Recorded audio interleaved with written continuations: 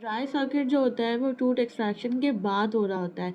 Basically normally जब दांत extract होता है तो उसके बाद क्लॉट फॉर्म हो रहा होता है। लेकिन अगर क्लॉट फॉर्म नहीं हुआ और जो स्पेस होगी एक्सट्रैक्शन जो साइट होगी वो एम्प्टी रही, मतलब उसके अंदर कोई क्लॉट फॉर्म नहीं हुआ, तो वहाँ पे क्या होता है, बोन्स और नर्व जो होंगे वो एक्सपोज होंगे, जिसकी वजह से क्या होगा, पेशेंट को सिवियर पेन होगा। और ये जो कंप्लेन होती है वो थर्ड और फोर्थ डे पे यूजुअली होती है। पेशेंट आता है, बोलता है कि मैंने दांत एक्सट्रैक्ट करवाया था, उसके बाद मुझे बहुत ज़्यादा सिवियर पेन हो रहा है। ठीक है, इसको हम लोग बोलते हैं ड्राई सॉकेट। जैसे कि इस पिक्चर में दिखा रहे हैं कि यहाँ पे हमारे पास बोन एक्सपोज हो गई है, और दूसरी पिक्चर में दिखा रहे हैं कि यहाँ पे कोई क्लॉट फॉर्मेशन नहीं हुई हुई है, तो ultimately leads to dry socket.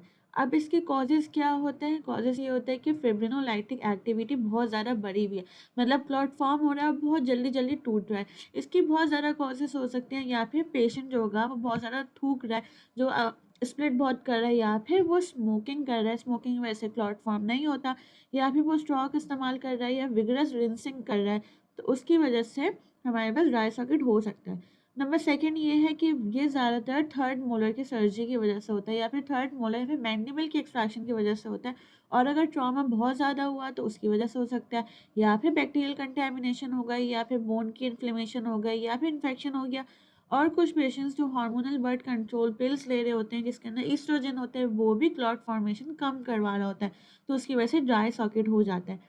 Clinical features क्या होते हैं? पेशेंट आता है, बोलता है मुझे सिवियर थ्रॉम्बिंग पेन हो रहा है, और ये पेन जो होगा वो ईयर तक भी रेडिएट कर सकता है।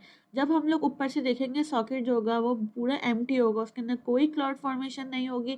ठीक है, और फुल अडोर होगा। हम देखेंगे कि बोन एक्सपोज हो गया, बहुत ज़्यादा सेंसिटिव होगी, बहुत पेन होगा उसको।